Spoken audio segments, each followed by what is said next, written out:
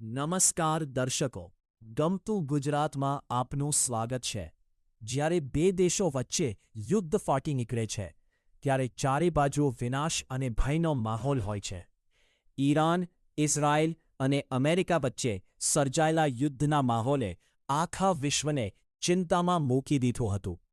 આકાશમાંથી મિસાઇલો વરસી રહી હતી અને લોકો જીવ બચાવવા ભાગી રહી હતા. પણ શું તમે જાણો છો કે આવા કપરા સમયે અબુધાબીનું BAPS હિન્દુ મંદિર હજારો લોકો માટે આશાનું કિરણ કેવી રીતે બન્યો? આજે અમે તમને જણાવીશું એ સત્ય ઘટના કે કેવી રીતે ભારતીય સનાતન સંતોએ પોતાના જીવના જોખમે વસુધૈવ કુટુંબકમની ભાવના સાર્થક કરી. આ વિડિયો અંત સુધી જોજો, કારણ કે આમાં આપણી સનાતન સંસ્કૃતિ અને સંતોની અદ્ભુત હિંમતની વાત છે. મિત્રો, વાત શરૂ થાય છે 27 ફેબ્રુઆરીએ. અબુધાબીમાં મંદિરની આસપાસ રેલવે સ્ટેશન અને બસ સ્ટોપ્સ જેવા વિકાસના કામોની ચર્ચા ચાલી રહી હતી. કોઈને કલ્પના નહોતી કે 24 કલાકમાં અહીં યુદ્ધના વાદળો ઘેરાશે. 28 ફેબ્રુઆરીએ અચાનક યુદ્ધ શરૂ થયું. સૌથી ચિંતાની વાત એ હતી કે BAPS મંદિર જે વિસ્તારમાં છે, તેની 20-25 કિલોમીટર ત્રિજ્યામાં જ UAE, USA, UK અને ફ્રાન્સના મિલિટરી બેઝ આવેલા છે. ઈરાન તરફથી આવતી મિસાઇલોને રોકવા માટે અહીંથી જ એન્ટી મિસાઇલ છોડવામાં આવતી. કલ્પના કરો, માત્ર 14 મિનિટમાં 28 જેટલા પ્રક્ષેપાસ્ત્રો આકાશમાં આતરવામાં આવ્યા.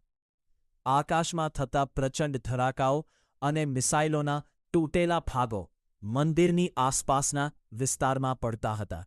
જ્યારે ભારત સરકારના પ્રતિનિધિઓ સંતોને સુરક્ષિત ભારત પરત લાવવા ઈચ્છતા હતા, ત્યારે 93 વર્ષની વયે પરમ પૂજ્ય મહંત સ્વામી મહારાજે એક ઐતિહાસિક નિર્ણય લીધો. તેમણે અબુધાબીમાં રહેલા બ્રહ્મવિહારી સ્વામી અને સંતોને ફોન કરીને કહ્યું, આપત્તિના સમયે મેદાન છોડીને ભાગવાને બદલે સમાજની વચ્ચે રહીને સેવા કરો. ભક્તિ અને પ્રાર્થના તો કરીએ, પણ સૌને હૂંફ આપવી એ આપણો ધર્મ છે.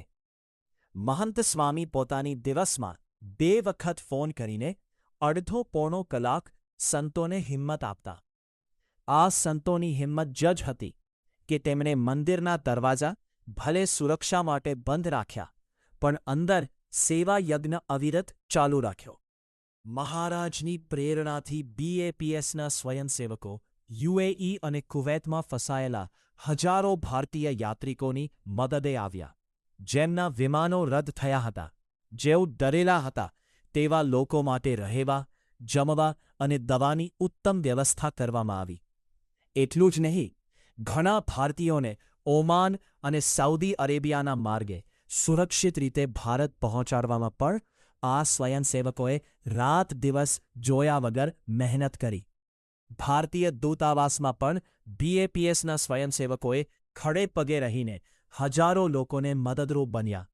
આ જોઈને UAEના મંત્રી અને રાજવી પરિવારના સભ્ય શેખ નહયાને પણ કહ્યું કે આવા આધ્યાત્મિક ગુરુ વિરલ હોય છે, જે મુસીબતમાં પ્રજાનો સાથ નથી છોડતા. ભારતના ગૃહમંત્રી અમિત શાહે પણ ફોન કરીને સંતોની આ અદ્ભુત હિંમતને બિરદાવી. તેમણે કહ્યું કે યુદ્ધના સંજોગોમાં તમે જે સેવા અને હિંમતનું ઉદાહરણ પૂરું પાડ્યું છે, તે અભિનંદનીય છે.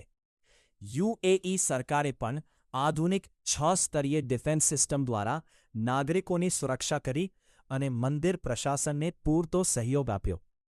આજે જ્યારે મધ્ય પૂર્વમાં યુદ્ધનો માહોલ છે, ત્યારે અબુધાબીનું BAPS હિન્દુ મંદિર માત્ર એક સ્થાપત્ય નથી, પણ માનવતા અને શાંતિનો એક જીવંત સ્તંભ બની ગયો છે. દર્શકો, આ જ છે આપણા સનાતન ધર્મની ખરી તાકાત. મંદિર માત્ર પૂજા કરવાનું સ્થળ નથી, પણ વિપત્તિના સમયે આશરો આપનારું ઘર પણ છે. જો તમને BAPS મંદિરના આ સેવા કાર્ય અને આપણા સંતોની હિંમત પર ગર્વ અનુભવાયો હોય, તો આ વિડિયોને વધુમાં વધુ શેર કરો. કોમેન્ટમાં જય સ્વામિનારાયણ કે માનવતા પરમો ધર્મ જરૂર લખજો. આવી જ પ્રેરણાદાયી વાતો જોવા માટે ગમતું ગુજરાત ચેનલને સબસ્ક્રાઇબ કરો. ફરી મળીશું એક નવા વિષય સાથે. ત્યાં સુધી રજા આપશો. જય જય ગરવી ગુજરાત.